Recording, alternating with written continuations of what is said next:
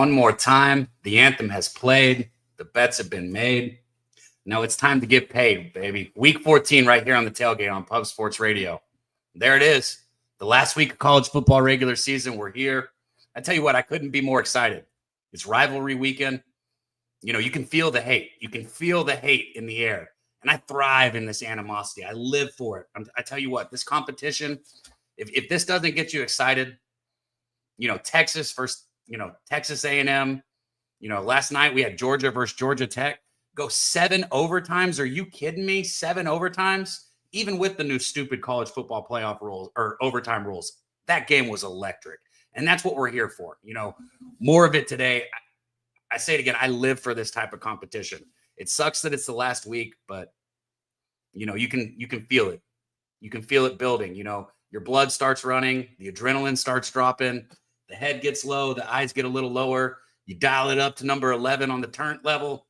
Man, we're here. Yeah. You guys in the chat, Wine Time, Star Child, WT, Kong's Clips, Cam, good to see you. Brian, got Stacks rolling in early. Stacks, I dropped the link at the top of the chat if you want to join. But shout out to Stacks, man. All you guys, should I look at this list of people and I say it's a gangster party in here? We got a lot of people rolling in that I love seeing bets from. This has been a blast, man. I'm not going to get on my soapbox right now, but being here every Saturday with you guys, it's made my week every week. You have so many options, whether it's, regular TV or other sports gambling channels. You have so many options where you're going to get your information on Saturday mornings, and you choose to be here with us on Pub Sports Radio. Thank you. That means something. It means a lot. And that's why we did our best all year to get you paid. And we're going to do the same damn thing today. We are going to make some money. So let me stop, ranting and raving about that so we can start talking about these games. Let me get my guy up here that's been here with us every week. I'd be remiss if I didn't say this first. Moose is not going to be here today. Sadly, he's with his family. But much love to Moose, man. I love capping with you, Moose. If you're listening to this or you hear it, I love doing this with you, buddy. This isn't the end. It's just the beginning. We're just getting started. No Moose today, but good news. This heavy hitter who's been killing it all season, knocking it out of the park on Betting with the Bag, comes on with Jose, with Pete, goes on Who Bangin' Sports, just been killing it all season in college football. He's here, and he said he just added some more bets today, so I am very excited to hear about those. Let me get him up here with me, my dude, Wine Time Sports. What up, Wine Time? Sir. What up, Daby Cab? My guy, going to be here with you per usual on a Saturday, man. I mean, you touched on it already, man. It's bittersweet. It's the last Saturday, but we still got a lot of college ball left. And like you just said about Moose, man, we're just getting started in this. I believe that. And this is a good team we've got over here, man. We've been cashing. It seems like almost every single week. At least half of us on screen have been, and then the other half cash the other week. It's been a blessing, man. And coming off a good day yesterday, 7-2 day. Closed out Jimmy's show.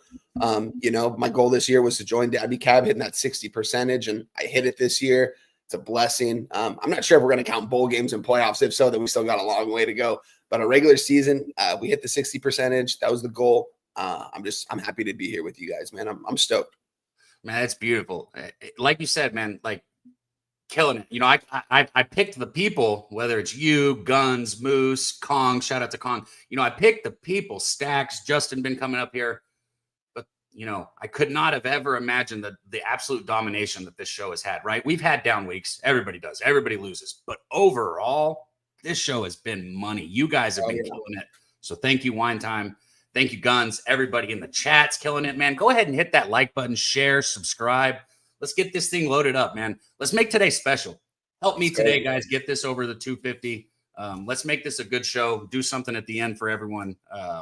Kevin Foster dropping Illinois -8.5, Texas Tech -2.5, and Louisville -3. Shout out to you, Kevin Foster. Everybody in the chat, man. But it's time. It's time to get rolling. And this guy, came in here last week, firing away again. 3-1, if I'm not mistaken. Again, last week, it's been every single week, just complete domination, week in, week out, bringing you guys winners. And sometimes he has games that I personally don't have bets in. So it's really nice to hear about the other games. Today, he's got big games on deck. He's got small games on deck. What matters most is he's got winners, bringing them to you guys, football cappers, and favorite people in this thing we do, Guns Picks. What up, Guns? Yeah, you talk about heaters, man. I'm at 64% this month in college football, and I gave you my top play last week, Louisiana. I told you I am the Sun Belt, and that cashed easy. And I got another banger here today, another 3-unit banger in the crumbs of the Conference USA. Can't wait to give it out at the end of the show, but I am the Ricky Henderson of this show. I lead the show off, I give you the cash, and I go mosey on down the road to my show on the Guns Picks channel at 11 a.m. But I'm ready for the card. Bittersweet end, but man, have I had a good college football season. Man, I tell you what, I couldn't figure out where that. I just threw 50 on it, which is not, a large bet for me by any means, but I threw 50 on that 3-unit banger last week just because I'm not going to have somebody like you come on and give out a 3-unit play and not put something on it. And for the life of me, I could not fucking figure out where that extra like $80 or $90 in my account came from. It's like, where did it? I was like, I'll take it. I'm not. And then finally, Guns guarantee. Like, I was like, oh yeah, that's right. I put a little bit on Guns 3-unit bangers. So hell yeah, Guns. Thank you, man. Gorjon dropping the $2 dono. He said he's got Ohio State team total over 32.5. Texas, Iowa State money line, little parlay there, and dropping the $2 dono. Thank you, Gorjon. I'll say this, man. Anybody who's been here with us all year, if we've helped you make some money or make some decisions on some bets, consider giving back by getting a membership to Pub Sports Radio. You see lots of our guys in the chat got them. Shout out to Chip, Steve G, Gravy Betts, my dude. Need to get you back here. Justin Stacks. You see all the green, and I love seeing it. Consider getting a membership if you haven't. Maybe dropping a dono because we don't charge for anything. But let's get this thing rolling, Guns. Let's do it. Do this how we've been doing it all year. Get you started off right. I'll go ahead and let you introduce the game, even though I already know which one you're going to first. What's the first one you want to look at today?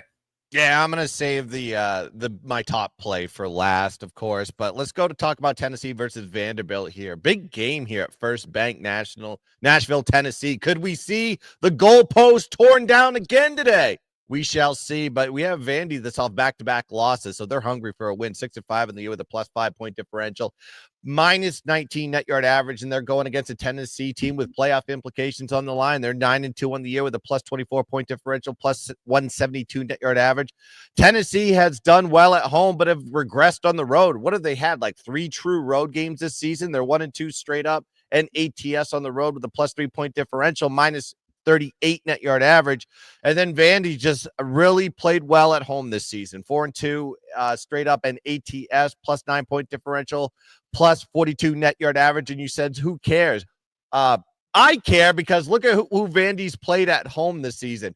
Bama, Texas, Ball State, South Carolina, and VT. I would say 4 out of the 5 are pretty comparable opponents. And then you have Vandy done well as in the dog roll versus conference opponents all season long. 6-1 ATS in those positions with 3 outright wins. And they're also 5-0 ATS as a double-digit dog this season. These teams met last season, so you have a revenge angle here with Vandy.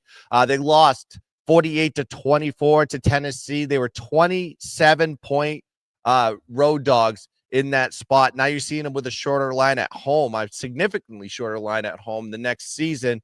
And Vandy's just played well in this situation, guys. Double-digit dog versus a big-ranked opponent.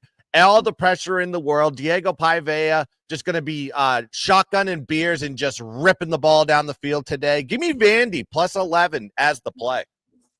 Tell you what, Vandy's been on my radar all year, especially because Dutch. Shout out to our guy Dutch. I know you guys aren't usually here around the end of the show, but Dutch has come on almost every week and been on Vanderbilt, and they've made him a lot of money. And you said it, Guns, the strength of schedule, right? Ninth strongest strength of schedule in college football this year. It's no joke. Vanderbilt has lined it up for them. And shout out to Diego Pavia and shout out to Vanderbilt. They're turning their little town into somewhat of a college football place. The goalposts have already come down once this year. You can feel the environment, the energy rising. I don't hate it at all. Let me hear what you got to say here on this one, Wine Time. Yeah, this is an interesting matchup here in Vandy, man. I mean, Vanderbilt, look at their strength of schedule this season, man. It's been tough. Vandy's played a lot of good teams. I mean, they excel as double-digit dogs, it looks like, so far this season. Coming off a close loss in Death Valley in LSU. LSU, a team that we're not super high on this season, but Death Valley is one of the tougher places to play, and they've got so much talent over there at LSU, man. And to think just shout out to Vandy, man, what they're doing this season, bringing over the New Mexico State offensive coordinator, bringing Diego Pavia with him, bringing him to an SEC conference, competitive conference, probably what everyone was saying, the most competitive conference going into the season. And he's excelling, man. He's doing really well. He's a dog out there. He's a baller. He likes to win.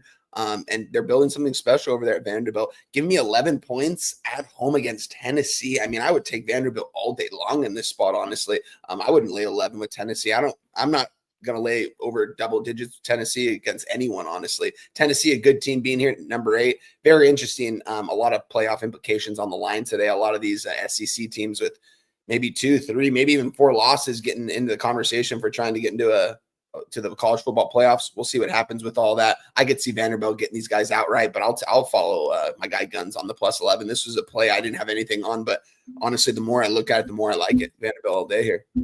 Yeah, that trend is just so hot, man. Just double-digit dog at home versus a ranked opponent. It's everything that you want a Vandy play. So it's automatic to me.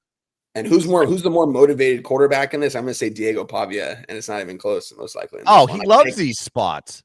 Even when he was with New Mexico State, he would just go in there and he would play. He's David versus Goliath every single time. This guy was a JC guy, right? He was playing at a junior college a couple of years ago, I believe. Yeah, yeah, that's crazy. And man. the dude he loves to party too. That dude just he's gonna be ripping beers and smoking heaters outside Nashville today if he gets that W. Let's go, baby. Yeah. Let's go. I love it. Shit. What I was about to say though, you say he loves to party. I mean, I can't imagine what the city will be like tonight if they could pull this one off against Tennessee. The place would be electric. You want to be able to get down the road. But let's keep this thing moving. Guns, you brought 4 in today, so you loading us up another. I was gonna say another 3-1, but it's a 4-0 day. I feel it. I mean, we'll take another 3-1. If 3-1's all you can do, we'll take it. But I mean, is that really? You'll just take. Yeah. Shout out to everybody rolling in the chat, man. I see somebody backstage who's going to be joining us for the first time today on the last episode. I am super excited about that. I'm gonna let Guns get through his best bets, and then I'll get you up here, bud. All right.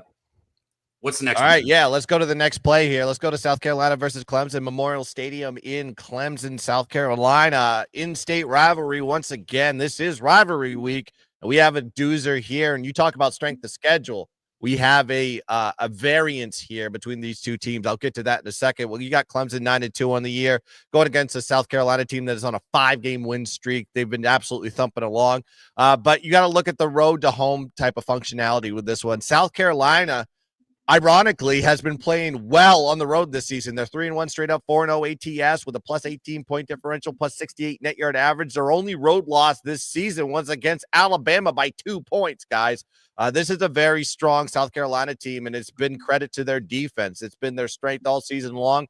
13th in opposing scoring, 12th in opposing yards per game, 7th in opposing yards per play, 22nd in opposing third down conversion rate. And you think, well, they probably had a weak schedule. No, they did not. They had the 7th toughest schedule in the country, and they put up those statistics. This is a very good Gamecocks team. And they're going against a Clemson team that is more pass-oriented, but South Carolina pass defense is pretty efficient. They're 23rd in pass completion percentage, 30th in pass yards per play, 34th in pass yards per game, and they're 3rd in the country in QB sack percentage. So they're going to be able to get to Cade Klubnik here today, in my opinion. And I think Clemson has just been really reluctant with their scheduling this season. They've had the 31st toughest schedule in this season, and 2 of their tougher games, Louisville and Clemson, they lost outright. They got smoked in both of those situations. And then you got to look at the revenge factor here for South Carolina. South Carolina lost 19-7 last year, where Clemson was a 7.5 point road favorite. Now you got Clemson as the home team here, but the line is shorter. That's a head scratcher there. Not to me. I think this is a South Carolina outright win here. I still took them at plus 2.5 for a little bit of protection, but this is a 3-unit play for me. 2 units on the spread, plus 2.5, and give me the money line plus 115 for another unit. Man, shout out to Ixnizzle in the chat. He's bringing that energy I'm talking about at the top of the show here. He said, wine time, we're drinking from the street fountains today. That's what I'm talking about, man. I love it. The animosity, the hate, rivalry week, man. I live for this. If this doesn't get your blood boiling, I don't know what does, man. I tell you what, this game, if you could give South Carolina, I think it's 6 points. If you could give them 6 points to sprinkle throughout their season, right, where they want it, this is for sure a top 10 team, possibly a top 5 team. You understand what I'm saying? Yeah. It's that thin of a line for this South Carolina team. They really are a very, very good football team. And there is still now it's not in their own control. Obviously, they got to win against Clemson, but there's still a path to the playoffs for South Carolina. There's Absolutely. a conversation to be had for South Carolina if they win this game. So especially if Georgia lost that game last night, everybody would be looking to South Carolina, I think. Oh man, I thought it was going to happen. Well, if South Carolina wins this game, are they in the SEC title? Like, does anything have to happen for them? I don't think that they can get in the SEC title. I'm not sure about that. Maybe somebody in the chat can fact check me on that, but I think they're eliminated from the SEC title. But they're not eliminated, I don't think, from the college football playoffs, right? I know for a fact they're eliminated from the SEC title because it's Georgia and then whoever wins Texas A&M versus Texas and Texas A&M. So, yeah, that's true. Right. Yeah. So, but they're not eliminated from the playoffs, like you said. Anyways, we got guns here on Clemson, not just on Clemson ATS. He's got Clemson on the money line. No. South Carolina. Let's Shit. get it right. Shit. That is what I meant. I meant South Carolina. I wouldn't have said money line for a 2.5 anyways. You guys know what I mean. Hey, there he is. I'll keep it. I'm still not going to say it. We got somebody coming in to make a debut today. I'm super excited about it, man. Let's go. Hell yeah. He's going to be with me today, too. So he's going back to back. He's on it today.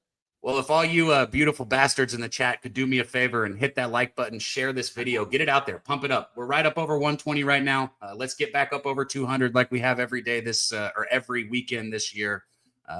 Thank you guys, man. Let's keep it rolling. We got South Carolina, ATS, and on the money line for our guy Guns. We got Vandy, ATS for Guns. What's the next one we're looking at, Guns?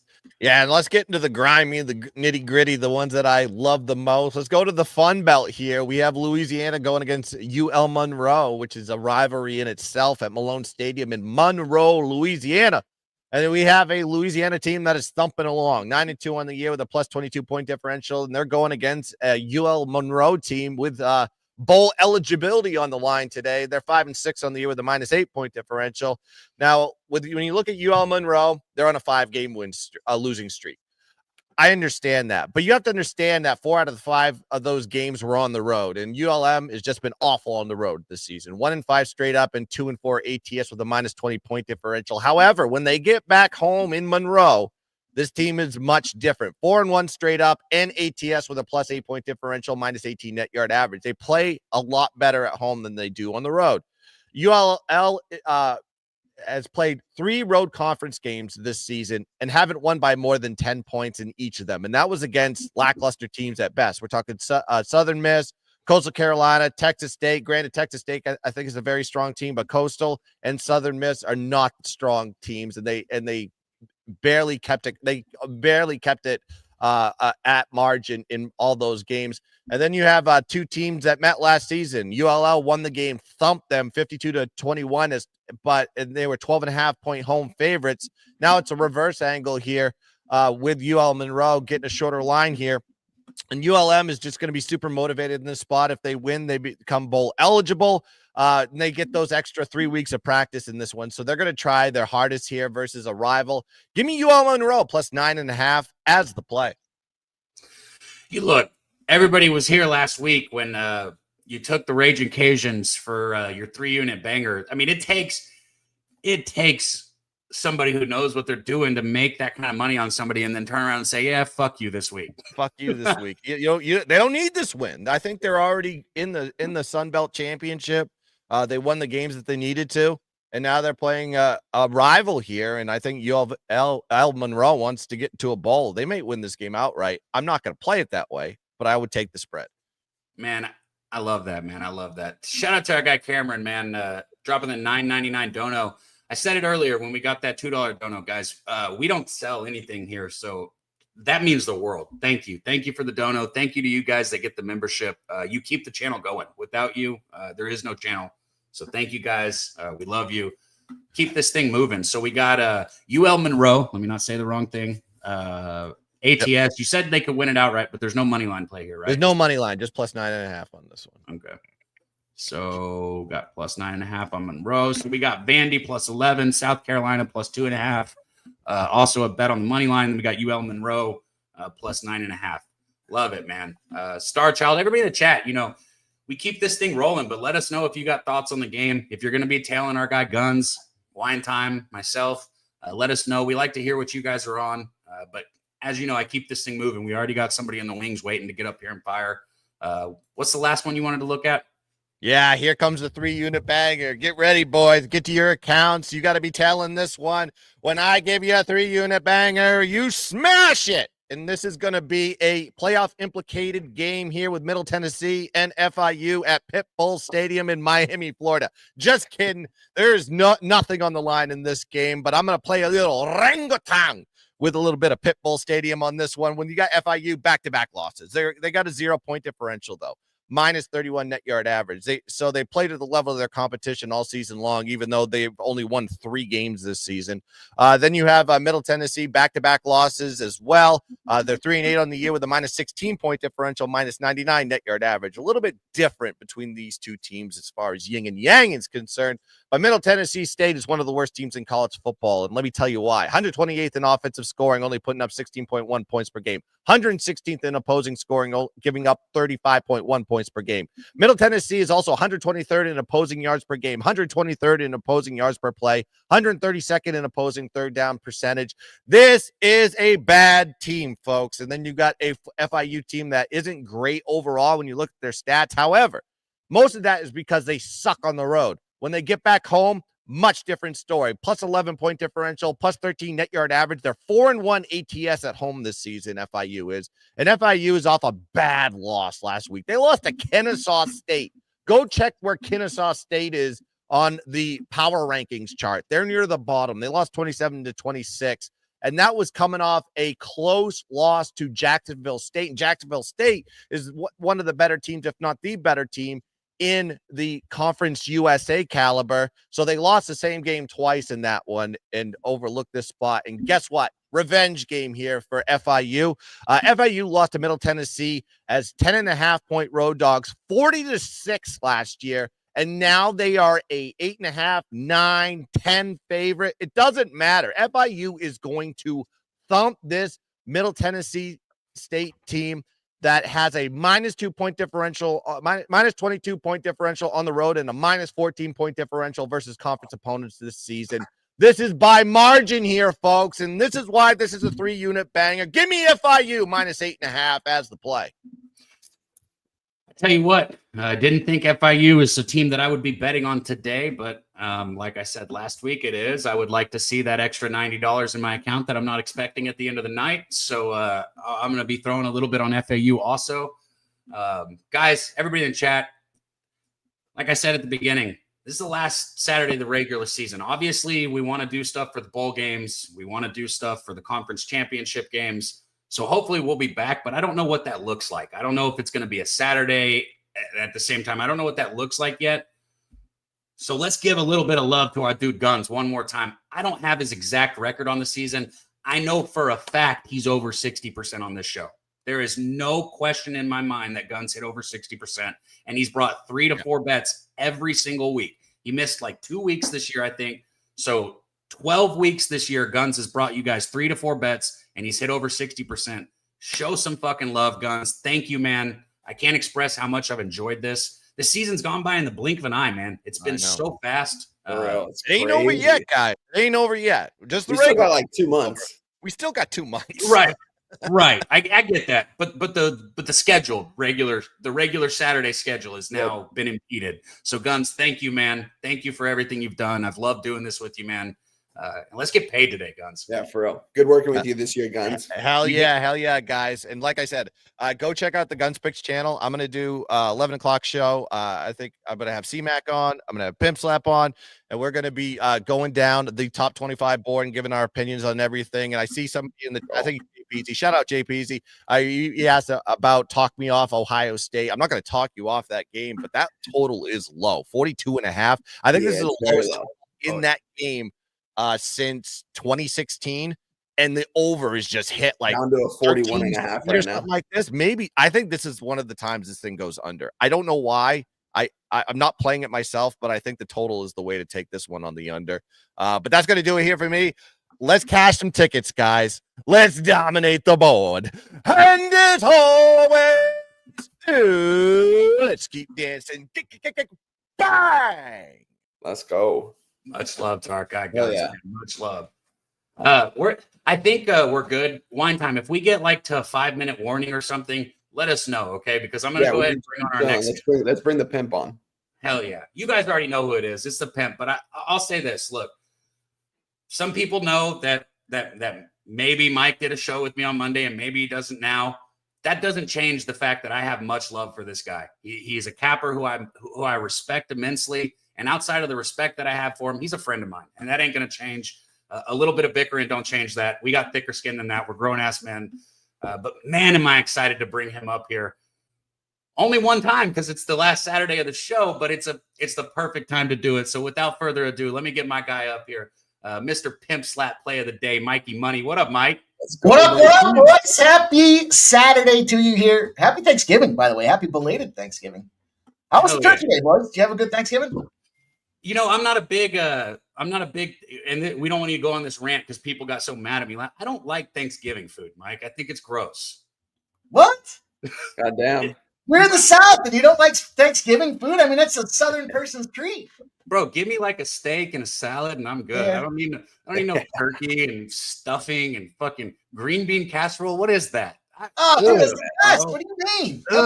Bro. I ate so much mac and cheese the last 2 days, boys. Ham, turkey, mashed potatoes, gravy, all that shit. So good, man. Leftovers on top of it. Still gonna rock leftovers until they're completely bad. But man, I did not know that about you, Daby. I know you're a steak guy. I know you're a red meat guy. So let's talk about some red meat, though, boys. Let's get some work here. Another dono, though, from our guy Cameron, dropping love for Mr. Pimp Slap Mikey Money in there. Cameron dropping another dono, man. Thank you, Cameron. Thank you. Much love, dude. Thank you. Shout out to Cameron, Sinet, all you guys in the chat, man. It's good to be here with you guys. Appreciate y'all.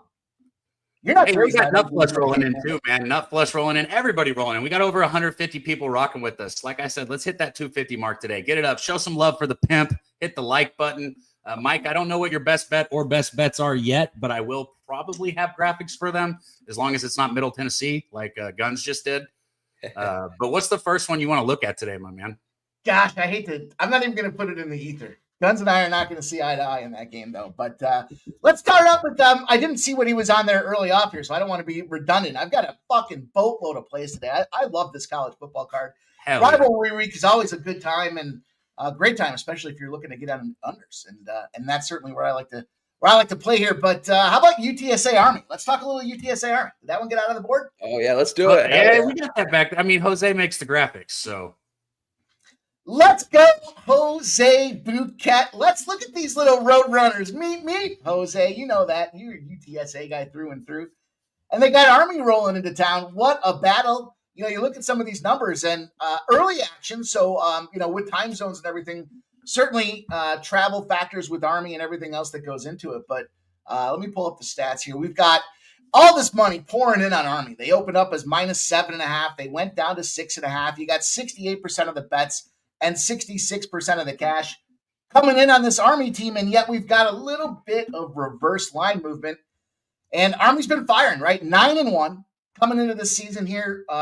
Certainly made a bunch of changes as it related to being on top of penalty changes and trying to, change their program to try to more air raid, a little bit more than just a run and tick that clock out type of game. Coming off a big loss against Notre Dame. So they had, back-to-back road games out there and 49-14. I don't know if they thought they were going to compete against Notre Dame or not, but they did not. They got the shit kicked out of them. And then on the other side of things here, UTSA has finally found its groove, right? We've got 4 or 5 weeks now where they've gotten over 35 straight points in a game. And that was kind of their kryptonite to start the season. They couldn't quite get the proverbial bus in gear. And I think that's the challenge that Army's going to have here. The big thing for this game isn't so much can Army bounce back or, the reverse line movement here. This is a shit spot from a scheduling perspective for Army.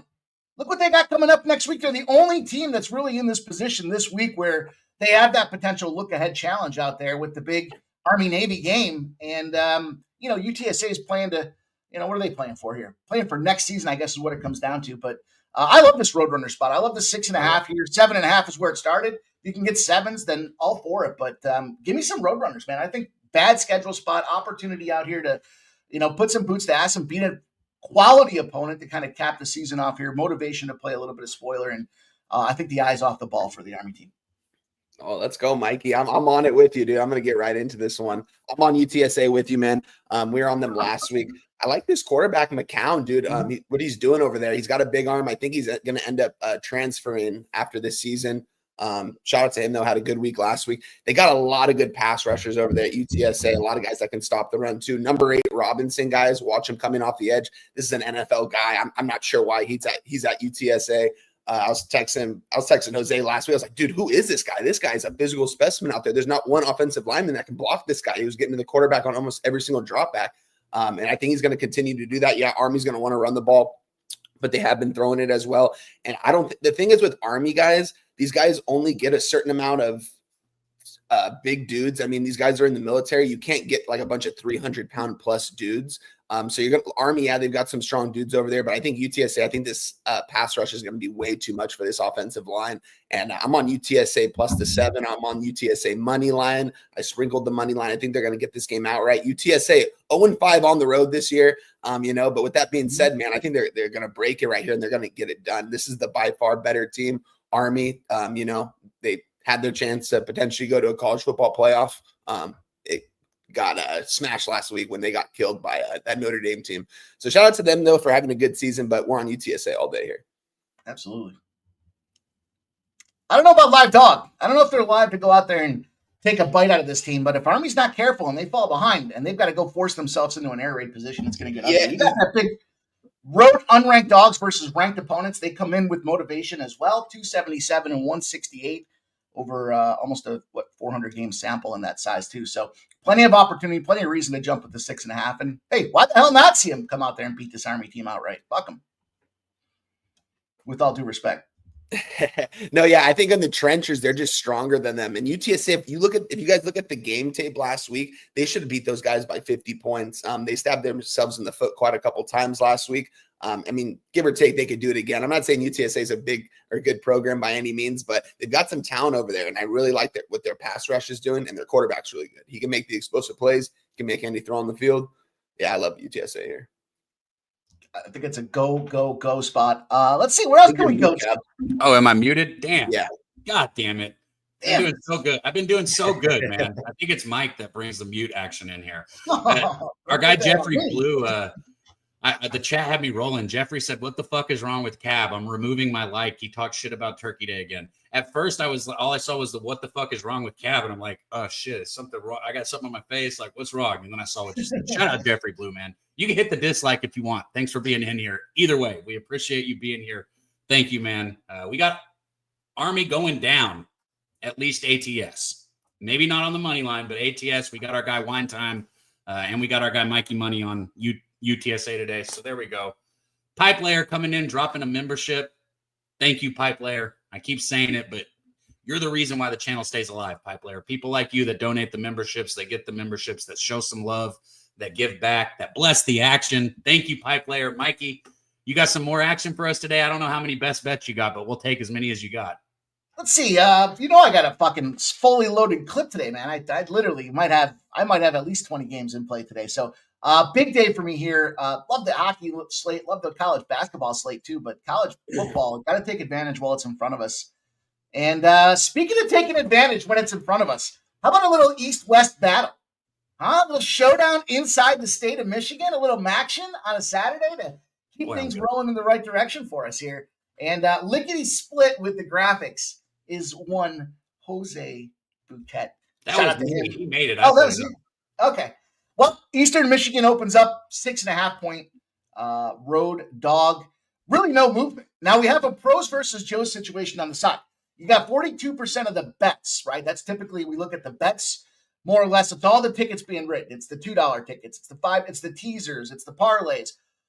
Typically going to be more public-oriented betting. Then we look at the cash, and we typically associate that with the person dropping that big bag of cash off, saying, fuck the teasers, fuck the props, just give me this spot. And that's what we have here. 42% of the cash on bets on Western Michigan, 87% of the cash on Western Michigan.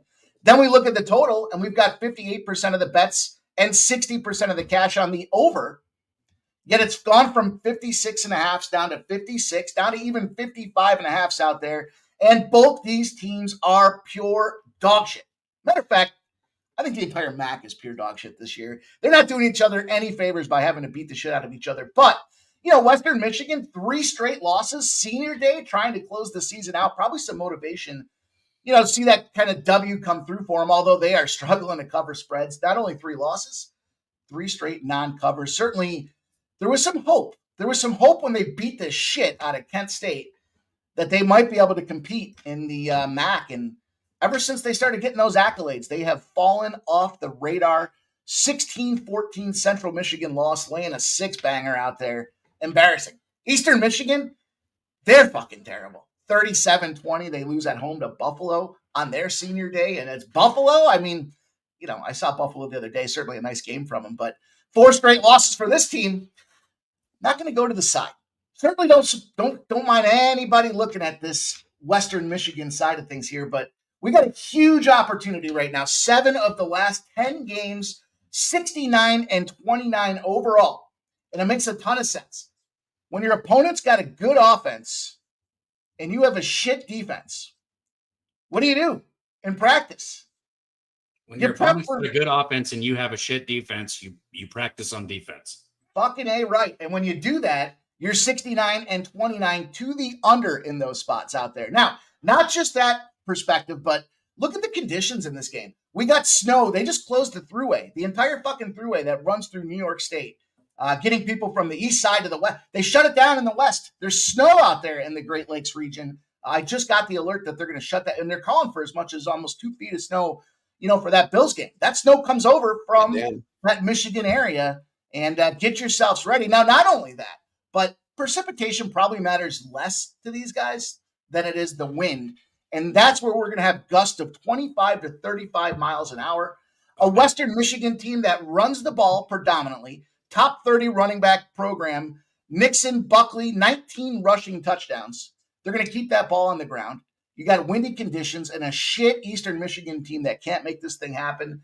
And we've got a 65% edge when you have double-digit wins out there. It's an under all day for me. 56 is the number we got there. Still available for 56s as well. So lock that thing down. That's going to be a knockdown, drag-out under. Boring as fuck. Let's get that money. So we got the Eastern Michigan, Western Michigan. Hey, boring as long as it cashes is a hell of a lot of fun, in my opinion. Speaking of a lot of fun, man, you guys are making today fucking special, man. Jay Peasy coming through, dropping a dono. He said it don't get much better than Pub Sports and Sports Money. Let's go. You don't get much better than you, my dude. We love you, man. Much love, JPZ. Thank you. We appreciate you. And then WT coming through, dropping it. I don't know about a master host, man, but I got a great supporting cast, and I got the best damn chat in the world with you, WT, and everybody out there. So thank you, man.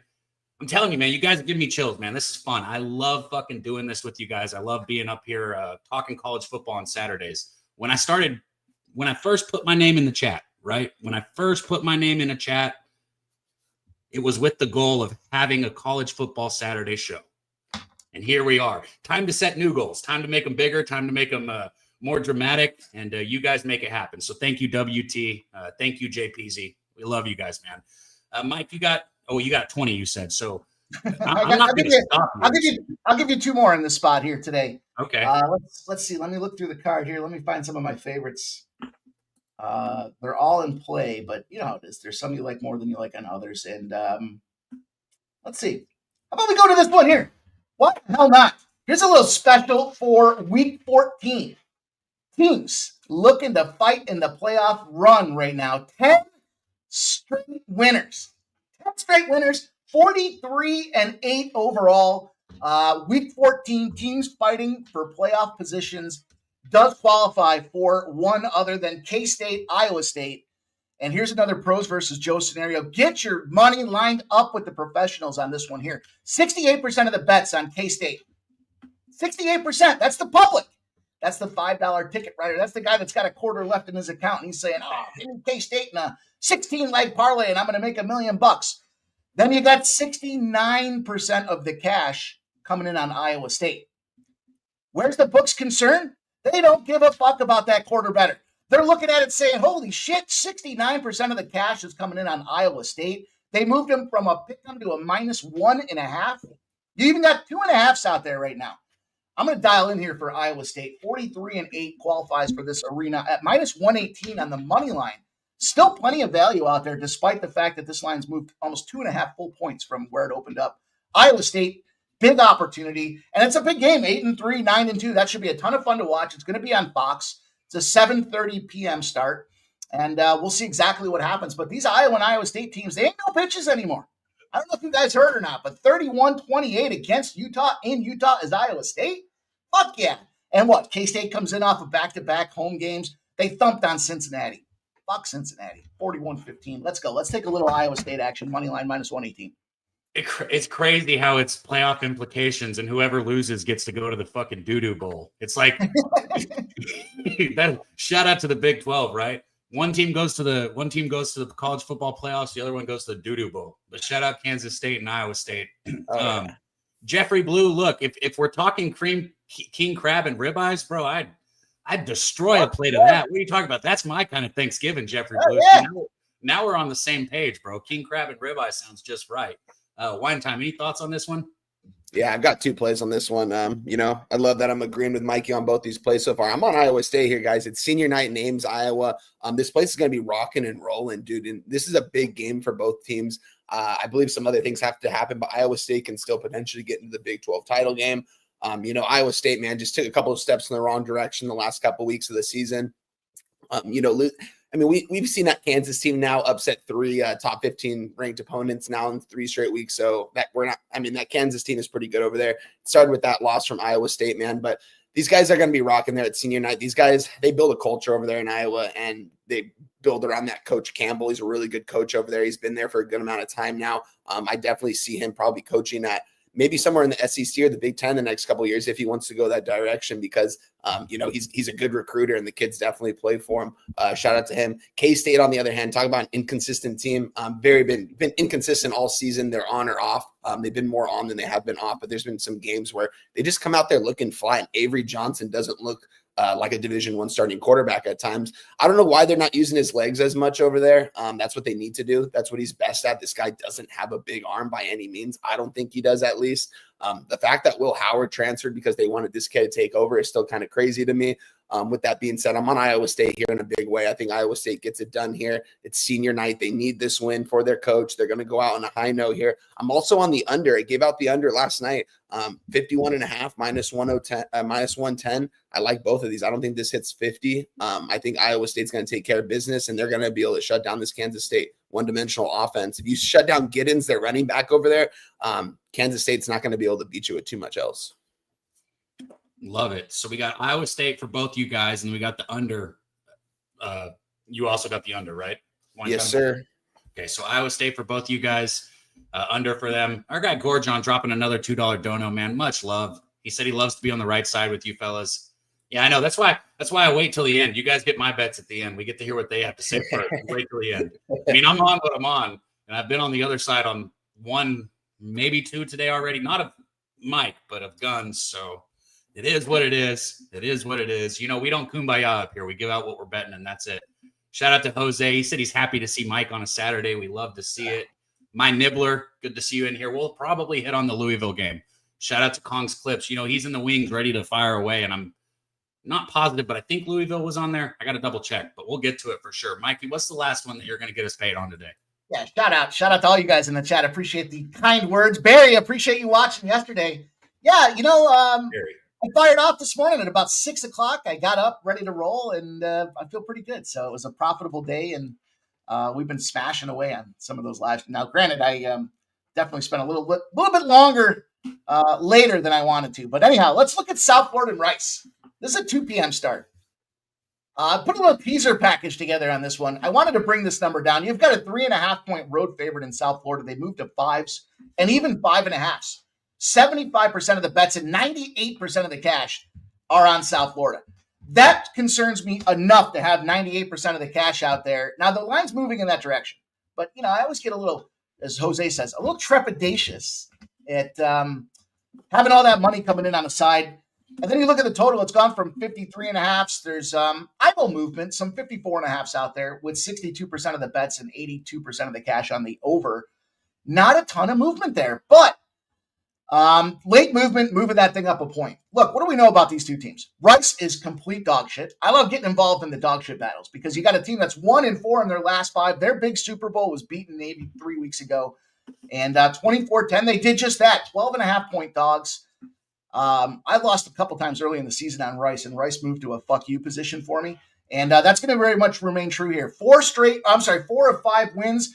Who does South Florida lose to? They lose to Navy, but they're still 4-1 in their last 5. And Rice has been bad enough that they have fucked off on this season entirely. They have moved themselves to a position where they got rid of their coach. They're just kind of looking to stack the till back up there. He's going to bring in his own coaching staff. He's going to have his whole program out there. This guy is just filling the bench right now. In my estimation, he's going to look to see what he has. I expect Rice is going to have to hit the transfer portal pretty hard. The challenge I have with Rice, they can't fucking score 20 points a game. 20 points a game. It's terrible. And they're lucky to get that. I think twice this year they went over that 20-point mark. But look, we're going to see Rice. They'll make some moves. They'll bring some money in. Who do they got throwing the rock around? E.J. Warner. What a pile of dog shit this kid is here. And he's got forced to scramble all the time. He's getting sacked like fucking crazy. And the big thing here is the turnover discrepancy. USF's a +8 in turnovers on the season. You look at Rice, they're -11. That's ugly. That's complete horseshit, dog shit. And you got a USF defensive line that can excel. So I'm confident that USF gets the win. I'm a little concerned that maybe we do see Rice with nothing left to lose. The coaching has already been fired. Why not just go out there and throw the fucking thing 50 times for the game and see if you can get some points on the board? And then speaking of points on the board, South Florida is firing, man. 122 points in their last 2 weeks. Unfucking believable. Get out of their way. And let's tease this thing together. Let's take a USF spot with Rice here. I got USF at a +1. And you can get that over down to over 47.5. Fucking Rice, USF probably puts that up on their own. But we'll take a little backdoor action there. So basically, we need USF to get the win in that game to go over 47.5. There we go. So USF +1 and over 47.5 on a little teaser here. Man, I like it. Everybody in the chat getting on Jose after you said trepidatious. JPZ says, Jose says trepidatious almost as much as he says, by the way. If I put together a sentence for Jose, it would be, by the way, hold on. Let's do this. What does he always say? He always says, by the way, I'm a little trepidatious about my baby boy. No, what? Yeah, I'm a little trepidatious. He'd say something about Jimmy, another man being his father who's not his father. Admittedly, that's the one. He'd say, by the way, admittedly, I'm a little trepidatious, and English is my second language. What? Anyways, any thoughts on Rice USF? Wine time, you off this one? I'm off this one, but I mean, shout out to USF, man. This head coach is most likely going to get a good job somewhere else. Everything that I've heard. He's developed kind of a good program over there, and these guys, he's been shaping them out the last 5 weeks. They've been hitting on all cylinders. I remember when they played Miami earlier in the season, they kind of gave him some trouble in the first half and then kind of fell apart after that second half and then a couple games after that. But they've been rocking these last 5 weeks or so. So, I mean, give me USF in this spot, definitely. I don't have anything personally on this, though. Great breakdown, though.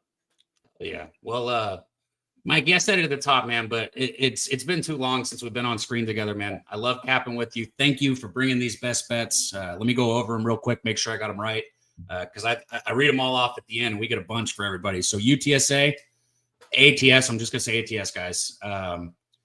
You've got the under in the Western Michigan, Eastern Michigan game. You've got Iowa State, ATS, and then you've got no, Iowa State money line. And money line, both, right? No, minus 118 money line. Okay, minus 118 money line. Gotcha. So Iowa State minus 118 money line. And then in that South Florida Rice game, you tease South Florida +1 and over 47.5, correct? That's it, man. Let's go. Sounds like 4 winners right there from our guy, Mikey. Again, man, thank you for coming up, Mike. I love you. Miss you, bro. You got any words for the chat? And let them know where you're going to be so they can tune on in. Hell yeah, man. I appreciate you guys bringing me in here. No UFC today. So gave me a little bit of time to get ready, get a little different game plan going to watch this glorious weekend here. But I wasn't going to miss an opportunity to pop on the show. Congrats. I know it's been a tremendous success. I know you wanted to do this for a long time, and we've talked about it plenty of times. I'm happy that you've had the success you have. And shout out to you, Wine Time, as well, my friend. It's great to see you. You guys up in the chat. You guys can follow us over at Sports Money. Follow me on YouTube at Sports Money. And check us out, Pimp Slap POD on X. Yeah, Daby, you son of a bitch. I'm posting some plays out there for free. We won that one. We won that. It was sweaty, dude. It was 2-2 in the first period. We had the under 5.5 and it cashed for us. But let's go, man. Let's have some fun. Good luck to you guys today. And shout out to all you guys in the chat. I appreciate you guys hanging out, rocking with us. Good luck, Mikey. Much love, Mike. Much love, man. Bringing bangers for us. I'm shocked I had a graphic for that Rice game. I was like, I know I didn't send this one in. Yeah, I did. Wine Time, I know you're kind of in a hurry. I'm going to introduce our next guy, and then I'll let you rapid fire anything that you have not given out yet if you want. But I want to bring this next guy on. If you've been here every week, he's been here every week. If you've been following his bets every week, I want to say you're up over 60 units. I know 100 was the goal, but let's be honest, guys. Anything in double digits is fucking impressive. Okay. Let's be honest. I think that 100 unit mark should not be what's so important in your mind. Kongs, you should just be happy that you brought people a lot of money, that you've got people paid. And now you're going to do the same damn thing today. So let me get him up here. But first, I always forget we got that badass intro. Let me go hit that. Bring it up right here. Our guy, Kongs Clips.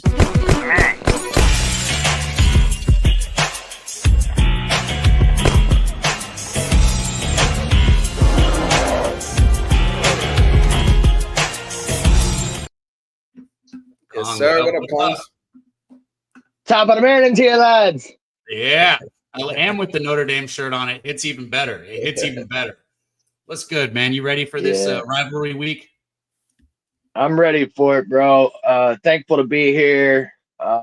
Last regular season Saturday of the year. It's been a super successful season. Shout out to everybody in the chat. Shout out Mikey Money. Good to see you, brother. Gravy Bets in the building. Truth Teller. Trip Plylar. Mike. Pipe Layer. All the usuals, man. Thank you guys for rocking out with us all year long. Happy Thanksgiving week. Thankful to have you guys in here. Yeah, let's get to the bag, bro. I'm feeling it today. I said this a few weeks back. I'm feeling it today. Let's go. Dude, I am too. I'm not going to lie. I'm feeling it. And I want to hear what you got. I'm excited to hear it. Wine Time, do you got to bounce soon? Yeah, I'll rapid fire right now. Okay, we're going to let Wine Time rapid fire real quick, guys. So tear it up, brother. Listen yes, closely. Guns already talked about it, but we're going to go to the South Carolina Clemson game. Cool. Let me get guys. South Carolina, man. Shout out to that defensive line over there. Going to the season, them in Texas A&M were two of the I had high expectations for Miami's as well. But these two teams in particular, doing really well this season. Especially, I mean, they've got some physical specimens over there on these defensive lines for both of those teams. South Carolina, they were able to get to the quarterback at a really efficient rate right now. They've got a lot, like I said, they've got a lot of animals over there, guys. These guys are going to be feasting today on this Clemson offensive line. Clemson's got a good running back over there in Phil Mafia. He's been pretty much doing the bell cow for them. He's been getting all the touches for them. He's having a good season. So shout out to him over there.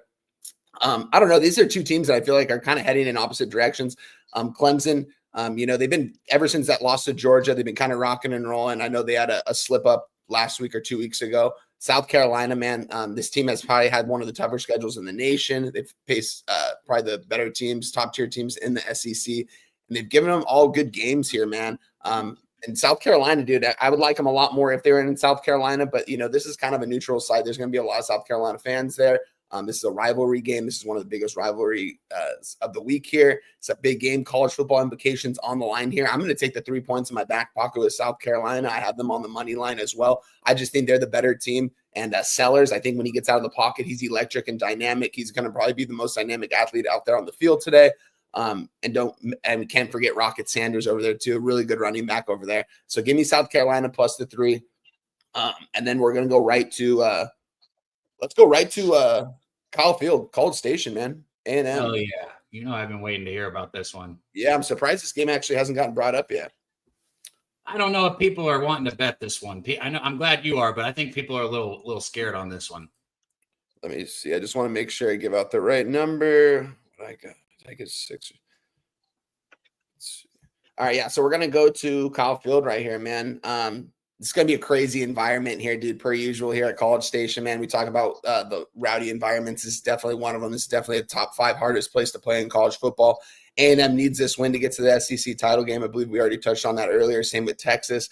I believe A&M has had the tougher schedule, and I think they're going to be better on the trenches. I think they're going to be able to push this Texas offensive line back and get to the quarterback, get to Quentin Ewers, force him into some turnovers. That's what Texas A&M does, man. Like I said, they got a lot of physical specimens over there on that defensive line, and they're going to be blitzing, and they're going to be coming at them. These guys are fast, and they're big, and they're strong, and I think they're going to be able to overpower Texas in this spot. I also think their quarterback, man, I think he's going to have a better game today here for A&M. Really good athlete. I've talked about it with Cab before. He doesn't have probably the best arm strength. He definitely does have a cannon. He needs time to sit back. Texas defensive line has been pretty good this season. They're going to have to protect him upright. This is best on best here, though. I mean, Texas A&M defensive line, Texas offensive line, a lot of NFL talent on both sides of the ball, but I think Texas A&M is going to be able to push back and get this. I'm on Texas A&M. I got the 6 earlier in the week. It's down to a 5.5 right now. You could probably still get 6 at a couple different spots, a little more juice, but I just think Texas A&M is going to take care of business. I think they're going to win this game outright. I didn't tweet out the money line, but I'm on the money line as well in this spot. I think they want it more here, and I'll fade Sark in these kind of games any day of the week, man. I mean, Sark, he's got all the talent in the world. It seems like every single year. And he somehow gets chances every single place he goes to. And don't get me wrong, he's doing good things over there at Texas, but I just think this Texas team is a little too overrated. I think Manning is the future, and I think he would actually be better in this situation because I do think he's a little bit more mobile than Quentin Ewers, and we kind of know Quentin Ewers has kind of been banged up the last couple of weeks. There were some question marks if he was going to be playing in this one, but he is going to be playing in this one. But I mean, don't expect to see Manning out there in the second half if Texas if they see something that Manning could do in there differently the second half, because they need this game. This game's everything to Texas. They need this. They can't lose this game. They can still probably go to the college football playoff, but they want to win the SEC title and they want to go to the college football playoff. Give me A&M plus the 6. I think they're going to get it done. Hey, I know you got to hurry, so I'll say this quickly. This is crazy. This is a stat that I had to back check to see this. A&M has not had a holding penalty called for them in 7 fucking weeks. That is insanity. I want to say I think I heard you mention that earlier on Pete. Yeah, that's crazy, dude. You're telling me with their defensive talent, and when I was watching that Auburn game last weekend, there were 3 times when I was like, bro, Scorton's getting drugged to the fucking ground. Like, you can see his uniform coming off his pads, the fucking lineman falling down. I said, he's getting drugged to the ground. 7 weeks, they have not called a holding penalty for A&M, like on the other team's offensive line. That's insane. There is a holding penalty on every single play if you want to call it. And did Elko say anything about that this week in his press conference? No, he better not. He better not. That's not something for the coach and the team. That's something for us conspiracy theorist people to talk about, not them. They better be focused. But I hear you, Wine Time, and we'll go into this guys more. We'll hit this game more. I just want to let Wine Time get his bets out. Did you have any other ones? I believe that's all of them because I gave out Iowa State. I gave out the under. We also gave out UTSA plus the 7, South Carolina plus the 3. Yeah, we gave out everything. Vandy and A&M, right? Yeah. Yeah, so we got a bunch. So Vandy, UTSA, South Carolina, Iowa State, the under in that game, and then Vandy isn't official for me, Cab. That's more of me tailing guns. You could, I don't want to mark that down as my official. I'm gonna play. I'm not gonna play it for a full unit, but I'll definitely throw a little something on that. I'm gonna throw a little something on his 3-unit FIU banger too. I'll probably throw a little bit of something on both. For sure. So I got the Vandy off. Wine Time, man. You gonna be able to do the A&M Texas game with me? Oh, is that what you're doing tonight? Yeah, I'm doing A&M Texas tonight. As long as I got people that can join me, I'm doing A&M Texas. I don't want you guys to look up the notes. That's what 4:30 my time. Yeah, 4:30 my time. Yeah, I don't think I got anything going today, so I'm down. Hell yeah, bro. Hell yeah. Well, much love, man. It's been a blessing to do this show with you guys, man. Shout out to you, Cab. Shout out to Moose, Guns, Kongs, man. Justin. Shout out to him. I know he's at believe he's at a funeral today. Shout out to him. And just appreciate you guys for having me on every week, man. It's been a blast to do this. Look forward to this every week, man. It's bittersweet because I like waking up at 5 a.m. on these Saturdays, 4 a.m. and just getting up and looking at the card. Watching the Morning Sema Ramon show, coming on here, talking ball with you guys and getting this cash. So let's just keep doing it, boys. Good luck to you guys. Happy Thanksgiving week. Appreciate you guys as always, man. Hell yeah, Wines. You too, brother. Much love, man. I can't express how much I've enjoyed doing this show with you, Cons, with him, with Bro. you guys in the chat. It's been a blast, man. Our guy Gorgon dropping another $2 dono says SEC won't let A&M lose here. I hope so, because they've been letting them get away with some crazy shit these past 7 weeks, if you heard what I had just said. Truce Teller said we got 1 hour till game time. Well, good news. Kong has a lot. He always has a lot, but today he has even more than usual. So we got a huge clip loaded up for you guys that we're about to fire away on. Thank you, guys. I'm going to say it again. We're right at the 200 mark now. Hit the like button, share this video, get it out there. Let's see if we can get up to 250 today. We're going to let Kong start firing away. I want to say one more thing, though. College basketball, since A&M's up. I did take A&M -2 in the first half against Rutgers. That is official if anybody wants some college basketball action. I think that game's at 3 or 3:30 Eastern time. So I got the Aggies -2 in the first half against Rutgers today in college basketball. But let's keep rolling. Rivalry weekend. Kongs, what's the first one you want to look at? First game we're going to hit is going to be Notre Dame at USC. Hell yeah. We haven't even touched on this one yet, so I'm loving that. Notre Dame, USC right here. Notre Dame traveling to take on the Trojans is a 7.5-point favorite. Number 5, Notre Dame, I must say, but this is a number 5 that could be taken away quickly. If Notre Dame loses, they are not anywhere close to that top 12. They absolutely need this football game. What are you thinking here? Yeah, so first off, we're going to take a 10-second pause, and we're going to let everybody go hit the like button and or retweet if you want. You ain't going to miss nothing because I'm going to be silent for the next 10 seconds. Go. Use this 10 seconds, Kongs. We'll start it when you say go next time. Also, I don't know the guy. I didn't know Mitch, but I've seen people dropping the RIP in the chat, and I know he meant something to a lot of people. So I'm sorry for those of you that lost somebody you cared about. Again, I didn't know him personally, but rest in peace, and I'm sorry for those of you that lost somebody you cared about.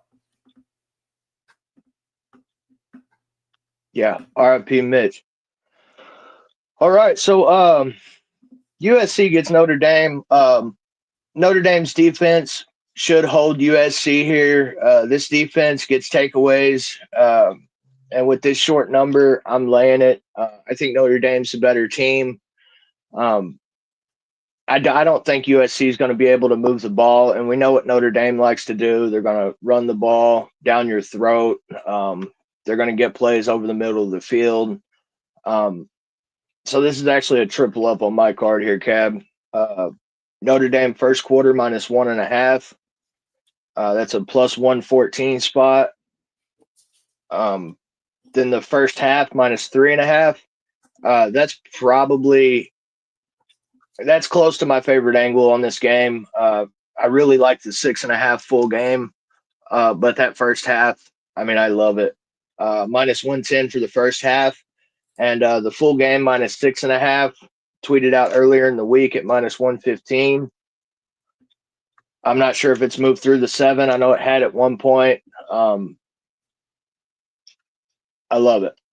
If you get a 7, take the 7. First half. Notre Dame really should be, undefeated this season. If we want to look at it, they should be undefeated. They played a schedule that lets them, be where they're at. But I like Notre Dame here too. I think the 7.5 shows that it moved through that 7, and it's a key number. I might get on Notre Dame full game. If I take it, it'll probably just be full game. But so you got first quarter, you got first half and full game here. Yes, I do. And Marcus Freeman's got this team locked in. Oh, yeah. He's putting his foot on the throat of everybody they play. You don't see backups coming in when they're up by 40 points in the first half. He's keeping this team locked in. I watched some interviews. He said after they lost that game, every week he takes this team back to that loss so they don't forget what it felt like losing. Riley Leonard has gotten better as the season's progressed, especially with throwing the ball. Earlier in the season, you seen him running the ball every other down. He would just take off. He's not doing that as much anymore. He's leaning on his running backs, and he's leaning on his arm to throw the ball. So I love Notre Dame here. It's my favorite spot on the weekend. So, yeah, Notre Dame, man. Definitely. Nutflush, shout out Nutflush. He said Also, add a side note, don't forget who USC played last week. They extended a ton of energy in the crosstown rivalry. That's true. That's for sure right there. Yeah, and we see what Notre Dame did last week. Easy cake game. They smashed Army.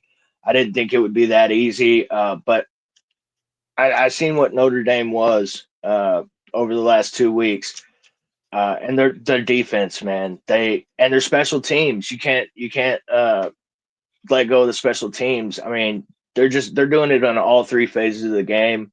I did put something in preseason, Notre Dame to win the national championship at plus 2,200. I don't know how live that is because I think once they step up to a better team than what they've been playing, I think they could have some issues, but it's in my pocket for sure. Hell yeah, man. What's the next one you want to look at here? Because I know we got a list here. Miami at Syracuse. Haven't talked about that one either, which I'm gonna be honest, it's with this 10.5, those first halves look so appealing to me. You get Miami under a touchdown. I just don't trust their damn defense. But if I could trust their defense, I'd be on it. But I don't, so I'm not betting it. What are you thinking here? Yeah, you can't.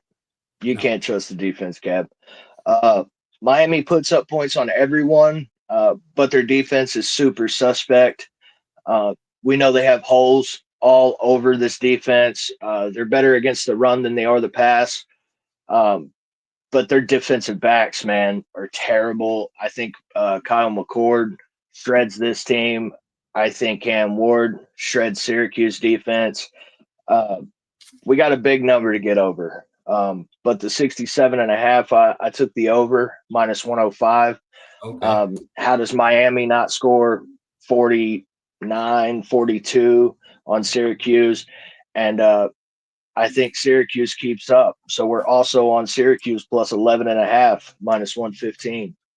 Okay, nice. So you got two bets on this. You got Syracuse 11.5 and the over in this one. Man, again, look, tell me I'm wrong, chat. I mean, maybe there's some Miami fans in there, but tell me I'm wrong. It would be better for college football if Miami would just go ahead and lose this football game. Just go ahead and lose, Miami, get out of the college playoffs. Let's go ahead and put Ole Miss or somebody else in there, like, somebody that's on the outside looking in. Personally, I think it would be better if Miami just got, taken out. But we'll see. I'm not that I wouldn't like to see Cam Ward go against, a Georgia defense or, a Notre Dame defense. That would be fun. This defense is so fucking bad. It's like, how are they going to get through a playoff stretch with a couple games with this defense? I just don't see it happening. But anyways, I digress. I move on. 67.5 is a huge number. I would only go over. As far as a side, I would only play Syracuse. I have no bets on this, but I agree with you. So let's keep it rolling. Chat. Again, we're right at that 200 mark. Help us get over it if you can. Last week of the regular season. It's been so much fun being here with you guys. Kevin, good to see you in the chat. Yeah. Steve G, Lou Chase Fox, my guy coming in. Let us know what you guys are betting. Hit the like button, show some love, and let's keep this rolling. Kong, what's the next game you want to look at? Washington at Oregon. And again, shout out to the chat, man. You guys made this show this season. I'm up like 68.36 units, I think it is. Just been an amazing season. If you've been tailing, man, shout out to you because I know your bankroll looks fat right now. Black Friday weekend. I know everybody went out shopping. I know I did. I lost Black Friday shopping, down 58 units personally. So we need to get back this weekend for sure. Man, there's no way I don't have the graphic for this Oregon game. I send them to Jose, so if I don't, it's my fault, not his. All good. Sorry, guys. It looks like I'm missing the graphic for this one. That is my fault. We're talking Washington. Oh, here we go. Right here. I knew it was in there somewhere. It's like, no way I missed that one. The number one Oregon Ducks at home taking on the Washington Huskies. We got a total sitting at 50.5 here. Spread of 17.5 for Oregon.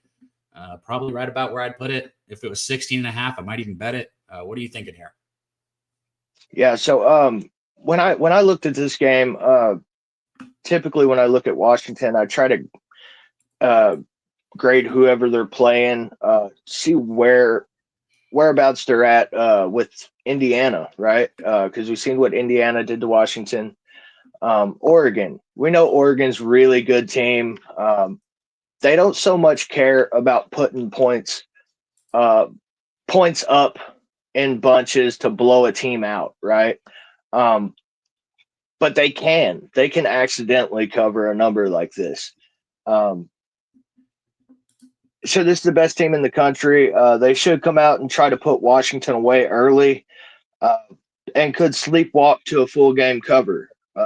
My best bets here is Oregon first half minus 10.5. I think it's very plausible they hold Washington to a field goal or less in the first half. And I think Oregon puts up a couple touchdowns in the first half. So that's a cover. It's minus 108. And then I'm on the full game, minus 18.5. Got to cover 3 touchdowns. I think it's more than possible for Oregon to come in here and go up by the full game number at halftime and cruise to the win. Minus 105 full game, minus 18.5. So full game first half on Oregon here. Again, I'd be on the same side. I didn't bet it over 2 on this one. I mean, that 50.5. I mean, it must be what you said. They must not think Washington's going to score, because Oregon could easily put up 40 here. So the total kind of is indicative of me thinking that Oregon is the right side and Washington's not going to score many points. Shout out to Nutflush, maybe a Washington team total under. But yeah, 50.5 seems crazy. I'd put it at like 58, maybe even like 62. So I really think that, that's telling that maybe this goes under and Washington doesn't put up any points. I think the under does look good, Cab. Like I said, I think Oregon gets up 28-35 to 3 or 7. You know what I mean? And I think Dan Lanning's going to play smart ball here. I think he's going to get his starters out of the game. We're going to see some backups come in. And I think they cruise to a cover. Oregon's got bigger things on the horizon. They're the number 1 team in the country. But then again, they're going to have a first round bye. So we could see this team play balls to the walls. You know what I mean? Try to shore up some of the holes they may have. Try some stuff they haven't tried yet this season. I really like Oregon in this spot. Hell yeah. Our guy, Luchase Fox, said he's lived in Eugene for 8 years. Shout out to you, Luchase. Might get that home playoff game. That'd be dope, man. If you guys do, you should try and make it. I'm sure that'd be really expensive, but definitely try and get it out there. So Oregon here, first half full game. And we keep moving, man. We keep rolling. What's the next one you want me to pull up? Tennessee at Vanderbilt. I know I got a lot of games on the slate today, guys. I don't usually fire like this. Most of this you guys get on my X account. But I'm coming in for you guys today. Last day of the season. These are all plays. It's not like I'm forcing anything here. I love these plays, and I personally played them. Same. I haven't given out mine either yet, Kongs. And I've got a bet on this one as well. I'm just going to be on the opposite side of everyone, probably you included, but that's okay. I'm going to give it out at the end, so I want to hear your thoughts here. Number 8, Tennessee, can't afford to drop another one. Absolutely cannot afford to drop another one. They win this. They are in the college football playoffs. They don't have to worry about an SEC championship game, which personally I think is what you want to do. If I'm happy as, a fly on shit if I'm Tennessee. Like this is what you want. Don't put me in the SEC championship game to get beat up and I get to go to the playoffs. That's a win-win right there. But first, they have to take care of business against Vanderbilt. So what are you thinking here? Yeah, so we know what Josh Heupel is, man. Josh Heupel is going to have his team ready for this game. It is in-state rival Vanderbilt. Very tricky game. So we're getting Vandy at home, plus 10.5. You guys know what Vanderbilt's done all season. It looks like this number might be 11 or 11.5 now, which is what I got it at earlier in the week. But when I did my breakdowns last night, it was at 10.5, and I'm cool with that. But Vandy, in a rivalry game at home, plus 10.5 or 11. My best bet's Vanderbilt, bro, plus the points. I think Tennessee ekes out the win, but we know what this Vanderbilt team does. They hang around, backdoor shit all season long. I'm on Vanderbilt plus the points. Backdoor shit. Such a funny word that we use. Anyways, they can backdoor all they want. As a matter of fact, I hope that they do backdoor. I hope that's the story of the game, because if that happens, we both cash. I took Tennessee first half here. I know that's not going to be very popular, especially since Guns is on What's Vandy. the number? -6. What? So Yeah, -6. like it. Hell yeah. Like it. Anything under a touchdown, I love it. That's my thinking too. And I was on Tennessee first half against Georgia, and for how bad they got their ass whipped, they covered that first half for me. It's one of those things where Josh Heupel, you got to know your coaches in college football. I can't stress this enough. Josh Heupel comes with an offensive plan early. His team gets moving early. You look at somebody like Kirby Smart, his team gets rolling late, right? We saw it 21 points in the fourth quarter, or they wouldn't have even got to overtime yesterday with Georgia. It's the story of the coaches. And that's why I was on Tennessee first half against Georgia, because Georgia gets rolling late. And look at what Georgia did in the second half. They beat the shit out of Tennessee, right? Same thing with Clemson. Look at what Georgia did in the second half. They beat the shit out of Clemson. But you look at these first halves, Heupel has the offense ready to roll. I got Tennessee first half -6. That's where I'm at. But you're on Vanderbilt, Guns on Vanderbilt, Wine Time on Vanderbilt. If my dude Dutch makes it up here, I'm going to go ahead and assume Dutch is on Vanderbilt, which he should be. He's been rolling with them. But there we go, man. Daby, they can backdoor all they want. Cab.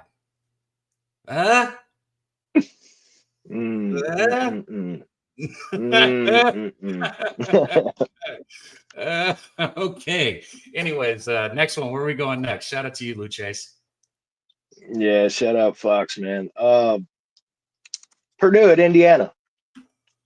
Hell yeah. This is another one we haven't got to touch on yet. Purdue, Indiana. Let me find I think that's the theme of the day, bro, because I've got a lot of games that nobody's touched yet. I love it, dude. And it's perfect. Moose ain't here today. Shout out one more time to my dude, Moose Money. He's with the family. It's perfect, man. It's the perfect time for you to have extra games. I think Dutch is going to join us, but if he doesn't, I've still got 4 more bets to give you guys. Kong still has more bets to give you guys. And, it's already 1:20, so game start in 40 minutes. All right, Purdue, where is this shit? You can go ahead and start it if you want. Purdue, Indiana. Here we go. Found it. All right. So Purdue at Indiana. We know what this Purdue team is. This is short, sweet, and to the point. I'm fading the Civ defense of Purdue. Indiana off a loss.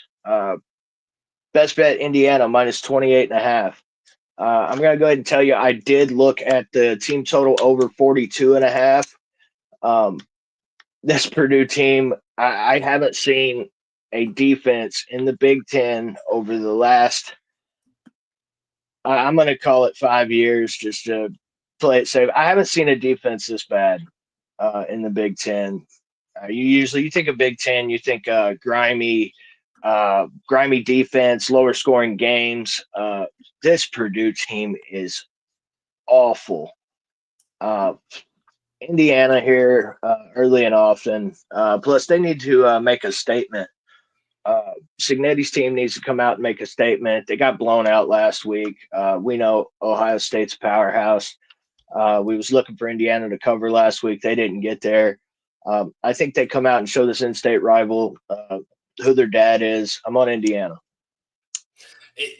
It's what you said. I mean, Purdue, maybe they could beat Kent State. Maybe they could beat Kent State. And that's about it. That might be the only. Yeah, exactly. I was about to say they're terrible.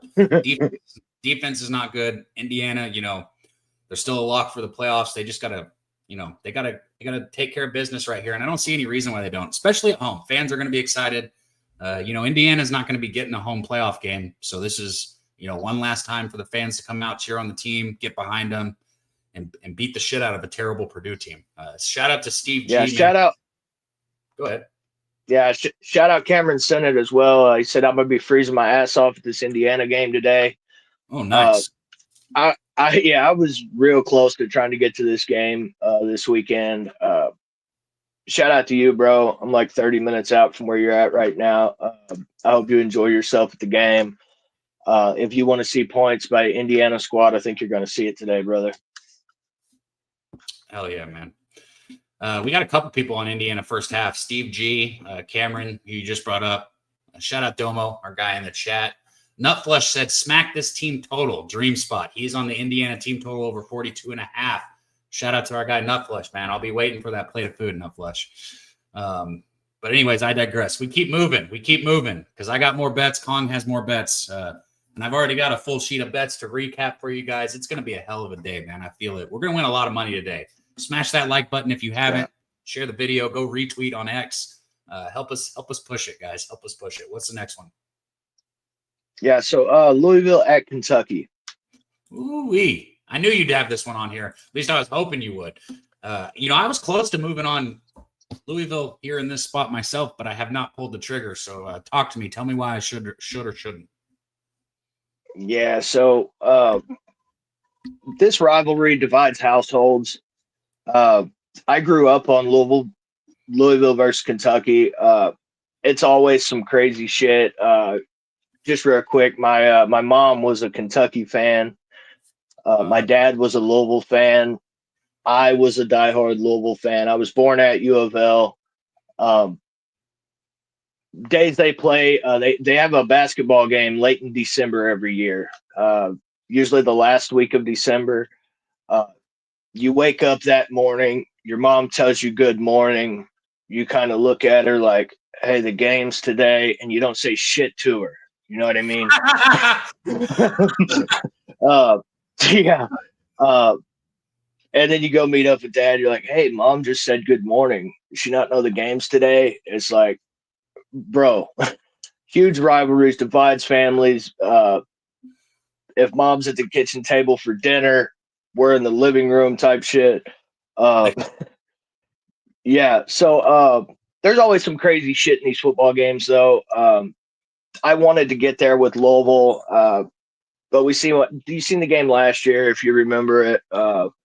Kentucky had a turnover late, ran it back for a touchdown. Boom. Kentucky wins the game. I'm targeting Louisville in the first half here. Louisville first half, team total, over 13.5. We played this last week, me and Moose did. It was at 17.5, I believe. Louisville comes out and they put up points. They have a really good offense. So for them to be able to put up 2 touchdowns in the first half, I absolutely love it. But I'm not going to be on a side. So Louisville team total? Yep, first half team total over 13.5. It's a little juiced, minus 125 is what I got it at. But I think it hits. You need 2 touchdowns. This Louisville defense is very open, which is why I'm not going to be on a side here. I think Kentucky can keep up with them. And with a number like 4, it's just an ugly number. I'm not going to be on a side, but I love the team total first half. I like that team total. Shout out to our guy Nutflush. Anytime we hear team total, we think Nutflush. Yeah, I was close to taking Louisville here. I didn't do it. I'll probably stay off. Maybe I'll just have to get back behind that team total with you, man, because I do like that. Let me know in the chat if you guys bet this game. I'd love to see what you guys are on.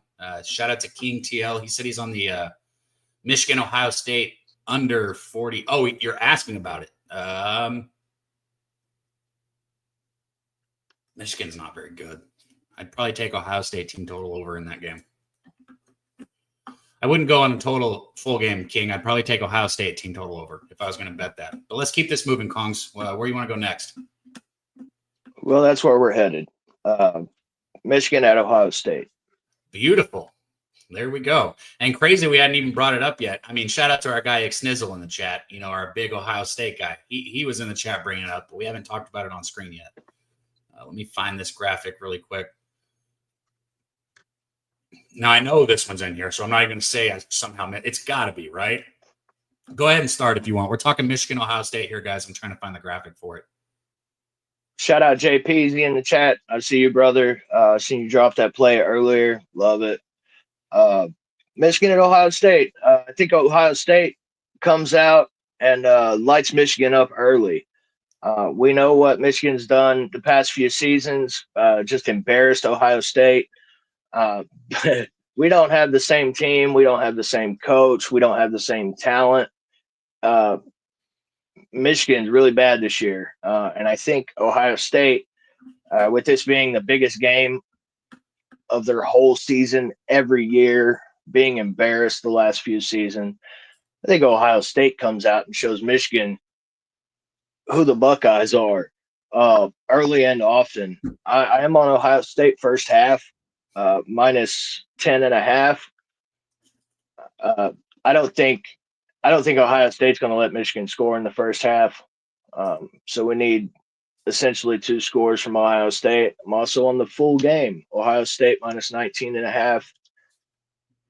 Again, I don't think Ryan Day pulls the horses back in this game. Michigan has really disrespected him, has put his coaching position up in the air.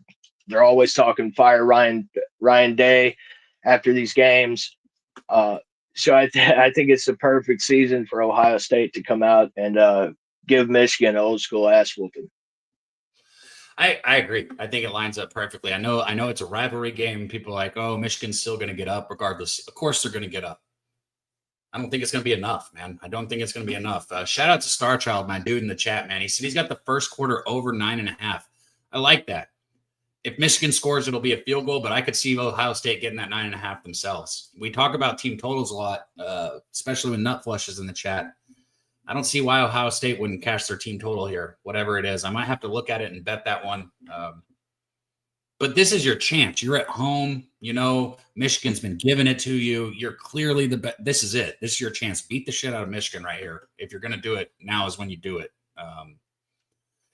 Shout out to our guy Big Show in the chat, man. He was in there earlier, and I didn't get to shout him out because we keep this thing moving. Shout out Big Show. I know he'll be rooting for his Wolverines here, though. No official bet for me, but Kong's got Ohio State first half. He's got Ohio State full game. Our guy Starchild has the over 9.5 in the first quarter. God damn, we have a bunch of action, a bunch of really good games today. It's going to be a blast, man. Yeah. Next one. Where are we going next? Yeah. Shout out Steve Fehrenbach. Good to see you, brother. Lex Steele in the building. Donut Silks. I think OSU lays the smack, brother. So, Cab, that's doing it, brother. That's it. We're on to the parlay. On to the parlay. Beautiful. Nothing in Alabama, Auburn? Alabama, Auburn. I mean, we see what Alabama looked like last week, man. We seen what Auburn looked like last week. I think it's been a while. Without looking, I think it's been a while since Alabama's covered a number. This team don't look the same with the Kalen DeBoer at head coach. We see he's trying to integrate what he did at Washington with this offense, and it's taken time. This team is not built like that. They're not built to consistently stretch the field, big explosive pass games. It's not what Alabama's all about. I think they need to run the ball more than they do. I think they need to get Jalen Milroe out on a bootleg with an option of throwing the ball or taking off. If I had to play here, I'd play Auburn plus the points in the rivalry game. So here's another one where, again, I only know people on Auburn, and you see that 10.5. It's I don't know what it is. It's like innate in me. I can't fucking help it. I bet Alabama first half -6 here. I agree with what you said about DeBoer, but I also think there's, and this is something that I was talking about with one of my friends this week. He's not Nick Saban, okay? Nick Saban was a legend, right, and he does not need to try and be Nick Saban. He's not supposed to live up to Nick Saban's legacy. And anybody who thought that he was going to, or that he should, or, oh, just because Nick Saban was here, we're going to hand you a program that's going to be the very best program in college football every year. That's not how it works, okay? Like you just said, he's still got to implement his offense. He's still got to get his guys there. He's still got to, redefine the team to what he is as a coach. And I get it. Alabama's takes lost time. Yeah, that's what I'm going to say. And Alabama's lost games, so a lot of people are real quick to jump off. Look, Alabama is still a very good football team. They're ranked number 13 for a reason. Are they a great football team? Maybe not anymore. I wouldn't even say that. They're still a great football team. But are they standalone? Only Georgia can challenge us? No, it's not like that anymore. We saw it with Georgia. It's not like that for Georgia anymore. The transfer portal has changed the landscape of college football. However, Alabama is still a very talented team. This is a very heated rivalry. Milroe still has the ability to, do what we saw him do first half against Georgia against anyone. And I think Alabama, sitting at that last spot out of the playoffs here, still has something to play for in this rivalry at home. So I took Alabama first half -6. That's another one where I'm at. Shout out Star Child Band. Good to see you here. He said, I agree, Dabby. It would be Bama first half for me. Let's go. Yeah. Also, Cab, this defense, right? This Alabama defense, they have got to step up. You know what I mean? Where is this Alabama defense at? If there was ever a time that they might step up, it's this huge rivalry game. They need to get to the quarterback. They don't need to let Thorne sit back there and pick them apart. This defense has got to step up if they want to go any farther this season. I agree. And you can't do what A&M did. You got to get pressure on Dort. You got to get pressure on him because he's not the most mobile quarterback. You put some pressure on him. He's not somebody I'm as high on as other people are. I think that he's got holes, but it's going to be a great game. Iron Bowl, right? I mean, the hate is in the air. You said it with the Louisville-Kentucky game. I mean, there is animosity everywhere today, and I love it, man. So let's go ahead and get to that 2-unit parlay. I just wanted to hit that real quick. Everybody in the chat, man, hit the like if you haven't. This will be the last regular season 2-unit parlay from our guy Kong. We've hit 5 or 6 of them this year. I think with the week we hit 2 in 1 week. I think it was 6. 6. That's what I thought. It was 6. I just want to say it. Yeah. So that means basically half of the shows he's hit a 2-unit parlay this year. That's fucking crazy. That's astronomical. Yeah, at plus 500. Exactly. Half the shows you've hit, and some of them been more than plus 500. So, man, shout out to you. Let's hear it one last time for the fam. Let's hit one more 2-unit parlay. What are we doing today?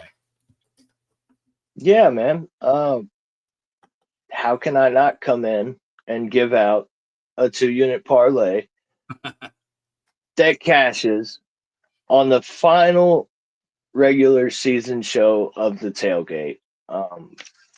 Let's get to it, man. 2-unit parlay this week. Notre Dame, full game, -6.5. Think they put boots to ass, hold USC under 14 points, and cover the 6.5. Oregon, -18.5. I think Oregon sleepwalks to a cover over Washington. Their huge rival. Washington's not the same this year. Ohio State, first half, -10.5. I think they do to Michigan what they've been wanting to do to Michigan. I think they get points wherever they want, run the ball down Michigan's throat. I think Ohio State has a big day. I think we have a big day as well. Plus 578 on the 2-unit parlay. Go get some money, man. Come back and see us. Been a beautiful season. Just making money and money. I lean Army, Donut Silks, just seeing your comment. I lean Army, bro. But, man, love this thing that Cab set up. Thank you for having me, brother. I'm so thankful for everybody in the chat. Thankful for Jeff Slaughter. Shout out to the Don of OG. He is the man. Go get some money today, man. Put that 2-unit parlay in. Hit the motherfucking like button. Go show this to a friend. Let's get to the games, man. Salute. Hell yeah, Colin. Much love, my dude. Much love. Well, we're here. If my dude Dutch shows up, we'll have one more guest. He might show up, but if not, I got a couple games that I want to cover with you guys last. And I want to take, one more second to say thank you guys, man. 14 weeks of this, and it's gone by in the blink of an eye. I said it earlier in the show, but you've got options, right? You've got fucking ESPN or whatever else is on regular TV. You've got a million other gambling channels that you can tune into. You've got, insiders at colleges, which I highly recommend tuning into those. Like, shout out to the insider at A&M. But you've got insiders. You've got options galore, and you choose to be here on Pub Sports Radio with us on the Tailgate. Thank you. I can't thank you enough. But my dude showed up. He's getting it in. He's got to be getting it in. But we got more action coming at you, so I'm excited to bring him in here. My co-host of the best damn show every week on Mondays, Medicate Monday. Shout out to the sesh. If you guys haven't tuned in on Monday mornings, I don't know, man. I don't know what to tell you. You guys are missing out. We laugh, we smoke, we make money. It's a good time. But without further ado, he's here to bring us the goods one last time. And another capper here. My guy Dutch has had an incredible season. I know the last couple weeks haven't been the best, but overall in the totality, he's fucking dominated college football this year with you guys. And it's just been a great thing to bring winning capper after winning capper on. So let's hear what he's got to say on this last week of the regular season. What up, Dutch? How we doing, fellas? How we doing? It's a beautiful morning. It's a beautiful morning. I got a 3-piece for you. Let's get right, because 1-2 last week, 1-5 last 6 plays overall. So let's get right, man. We're gonna go straight. Miami, Syracuse. Okay. I'm taking the points, man. I'm taking 11. I like Fran Brown, and most importantly, they got an NFL quarterback and McCord back there. And we've seen Miami. I mean, yes, last week they put it together after Cam Ward gave them all their bling, the offensive line. They put it together last week. The writing was on the wall after losing to Georgia Tech like that. I think it's the same old Miami this week. They're just going to find a way to win the game. There's no way in hell they cover double digits. Syracuse been tested, battle tested, had some good wins, and most importantly, they run an offensive style from the quarterback position, and I do believe they'll move the ball pretty easily on a suspect Miami secondary. Just got to protect McCord and don't turn over the ball. 11 points is easy money. You're muted. Are you muted or? Oh yeah, I was just saying, that spread should be 6.5 in my opinion. Yeah, anything more than a touchdown. Anything more than a touchdown is lovely.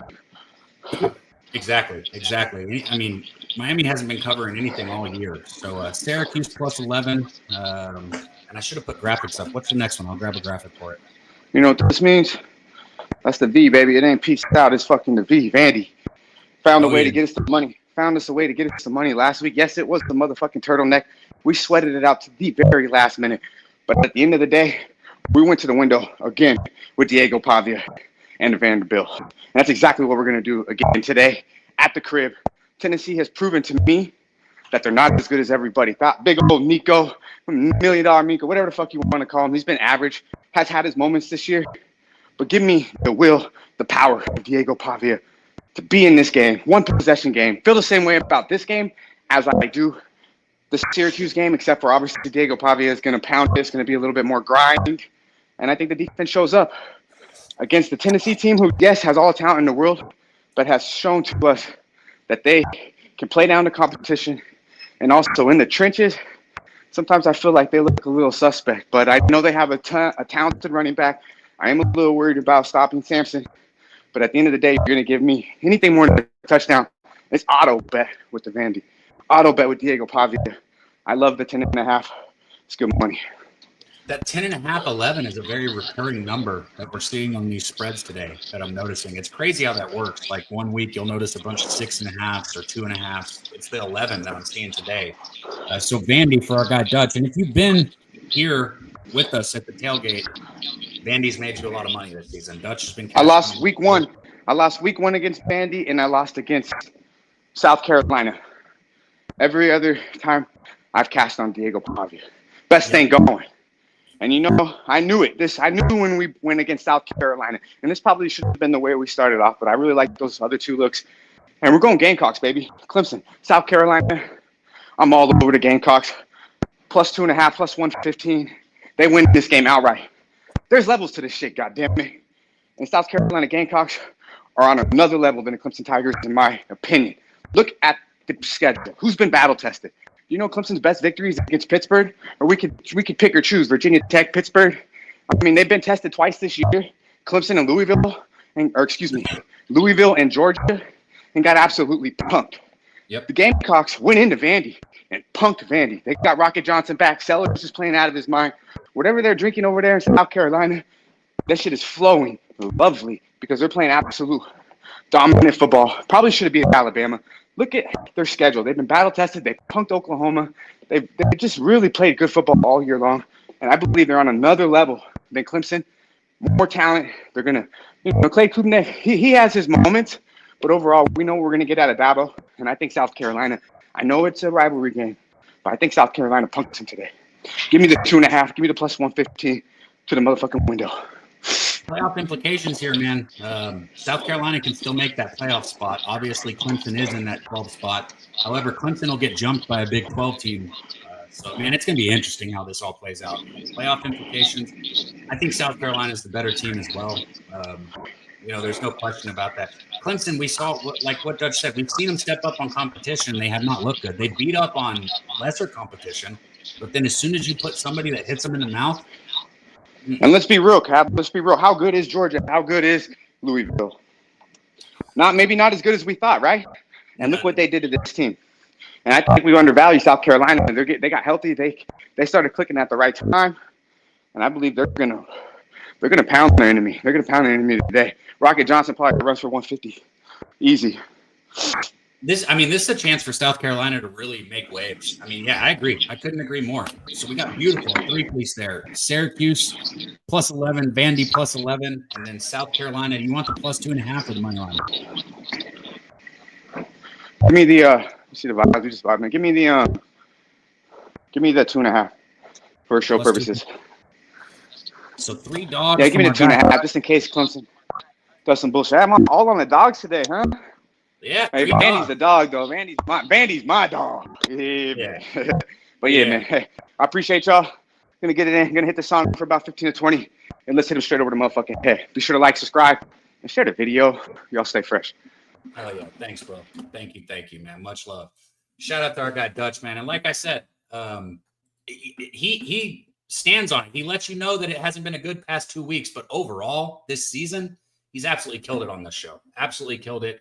Another capper that's brought you guys plus money. And I can't thank him enough. On top of that, a good friend of mine, right? A good friend of mine. We do Medicate Mondays every week. And I said it off the top when I brought him in. If you don't tune into the sesh, please do. You're missing out, man. If you like what we're doing here on the Tailgate, I promise you'll like what we're doing on Medicate Mondays. It's the same thing, just adding a little smoke, a little bit of laughs, some good videos, and more sports because we don't just talk college football. But we're back here, man. You guys in the chat, AOD, Truth Teller, Cal, Thomas, Kong, Pipe Layer, my guy Nasty Nate showing in, man. Good to see you, Nasty Nate. Dutch getting a lot of love. I'm going to touch on the A&M game one more time. I'm going to recap all these bets because we got a bunch. And I'm going to get out of here, man. This will be the last regular Saturday that we're here. Shout out to my guy Kong, though. He wanted me to bring this up. We are going to do a playoff reveal show here at Pub Sports Radio. I think it'll be a blast. So we will be back for that as they reveal the teams that make it to the 12-spot playoff. We're going to be here and we're going to announce it with you guys. But let's do it, man. How could I not, right? How could I not hit this one more time? Texas taking on Texas A&M, my Aggies. You see it right here. You see it behind me. You've seen me on them. You've seen me lose the last 2 bets that I've had on them. And I am now even on the season with them, which puts me in the red. I'm negative. I've lost on juice on A&M this year. They have not made me money. And today they take on the biggest rival. For me, this is the biggest rivalry game, right? This is Texas A&M. We haven't had this game in 14 years or something like that, 12 years. Just really missed it. And I'm excited for the state of Texas to have this back. I'm excited for college football to have this back. And I can't wait. Look, here's some things that you got to know. Ruben Owens, is he playing? Is he not? I don't know. I still can't get a clear answer. If anybody in the chat real quick can check the player list and let me know, have they updated Ruben Owens? If you don't know that name, it's because he hasn't played in a single game this year. So for those of you that don't know, A&M's backfield has been decimated, right? A lot of people realize that Le'Veon Moss got hurt against South Carolina, and he's out for the season.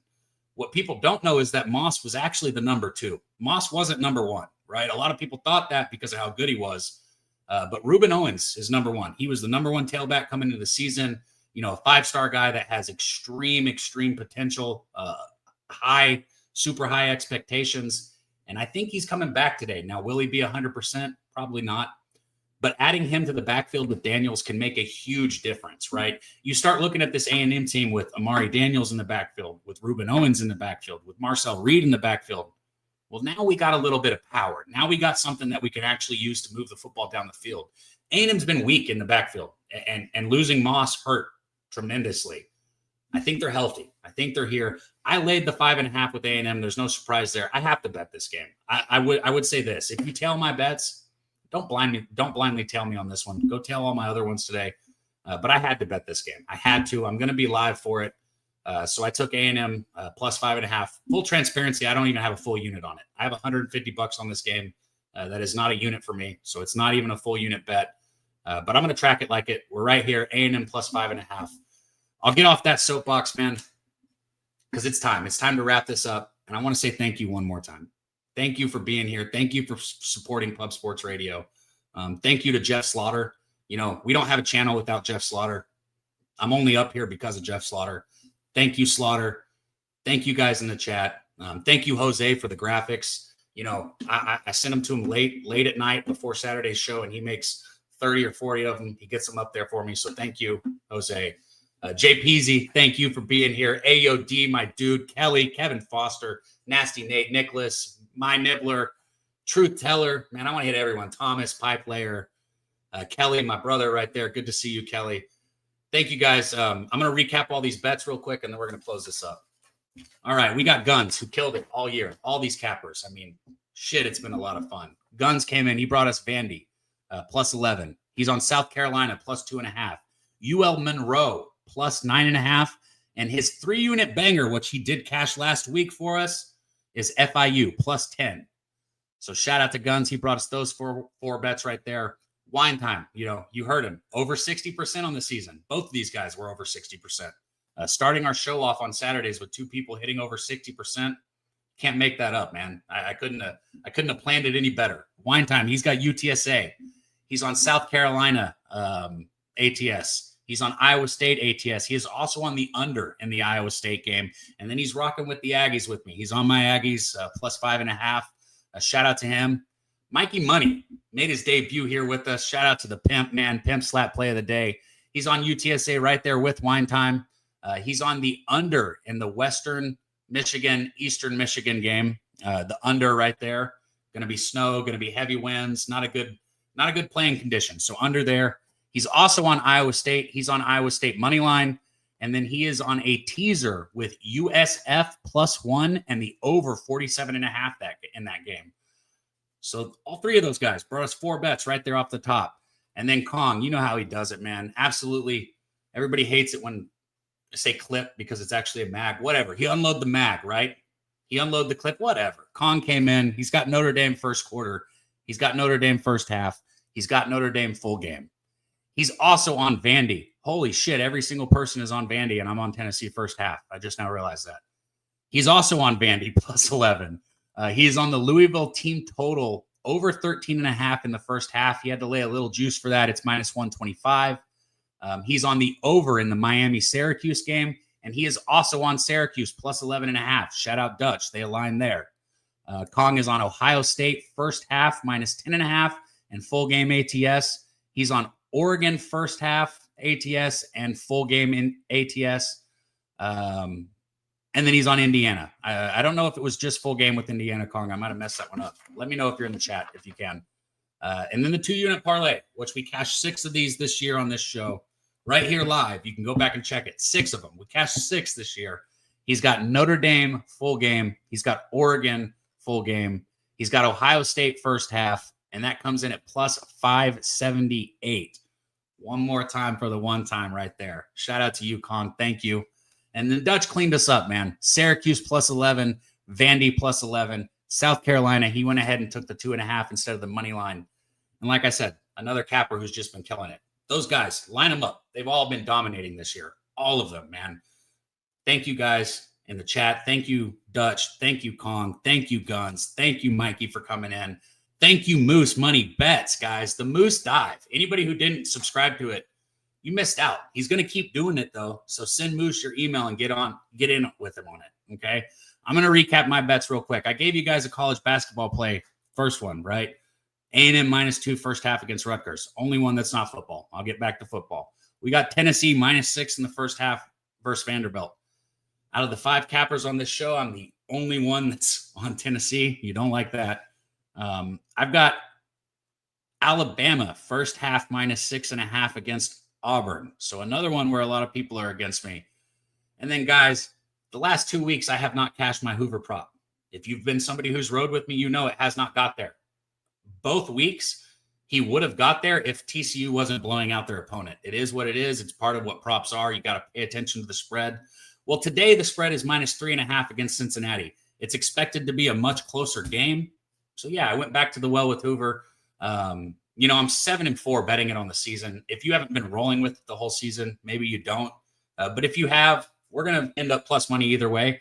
And I'm not going to end on the last game of the season just because he didn't cash last week. So I got Hoover over 282.5. You can get that at -117. That is TCU taking on Cincinnati right there. Josh Hoover over 282.5.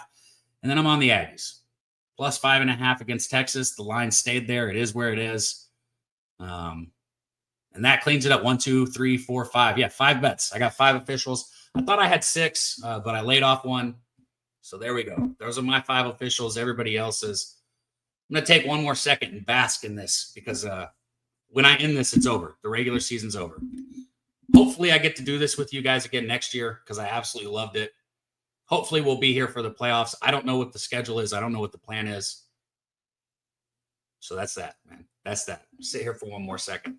I don't want to end it yet, man. Dana Delp, good to see you. Israel, you said hold up. Let me know. I can hold up. Let me know what you got. My guy JPZ said, answer the question. Who are you talking to, JPZ? What question?